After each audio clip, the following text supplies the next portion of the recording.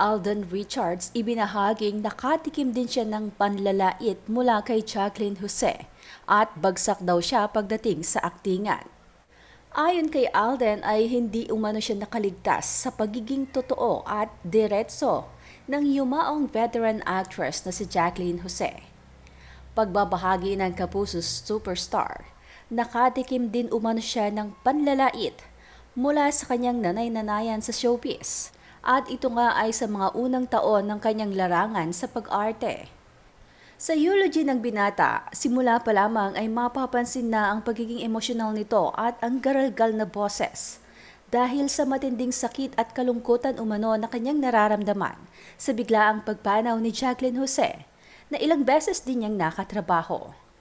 Ani Alden, "The reasons why I didn't prepare any speech goes to show kung gaano po ako hindi ka-ready sa pag-alis ni Tita Jane. The first time I worked with Tita Jane was during Mundo Mo'y Akin. That's the first time."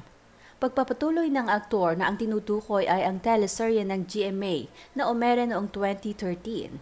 Then, hindi po, ang role ko po doon is, since apo po niya si Luis de los Reyes, ako po yung humahabol-habol. So nakatikim po ako ng mga lait in terms of scenes kay Tita Jane. Pagbabahagi ni Alden, ang sabi raw sa kanya noon ni Jacqueline, wala, bagsak sa aktingan. May mga nakukuha din po akong ganon. Inilarawan din ni Alden ang estilo ni Jacqueline Jose sa trabaho, maging ang pakikisalamuha sa mga artistang nakakasama nito sa pelikula at serye. Parang si Tita Jane kasi may gate iyan Tapos may security guard din siya sa gate na yun na siya rin. Tapos inaano ka muna. Kumbaga sa trabaho, screening muna bago kanya papasukin sa buhay niya. Ayon kay Alden, nagsimula raw silang maging close ng namayapang actress nang muli silang magkasama sa Kapuso Primetime Historical Series na ilustrado noong 2014 at sa The World Between Us noong 2021 hanggang 2022.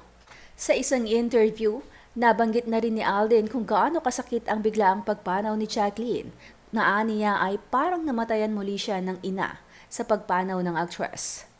"I lost someone special. I know, I really lost something special. Mahirap, it's very difficult too. Para kong nanay yan That's why na yun po ang inilagay ko sa post ko na my heart aches like a son who lost his mom because that's how I feel. Parang the same feeling when I lost my mom. Same feeling now." Pagbabahagi ni Alden.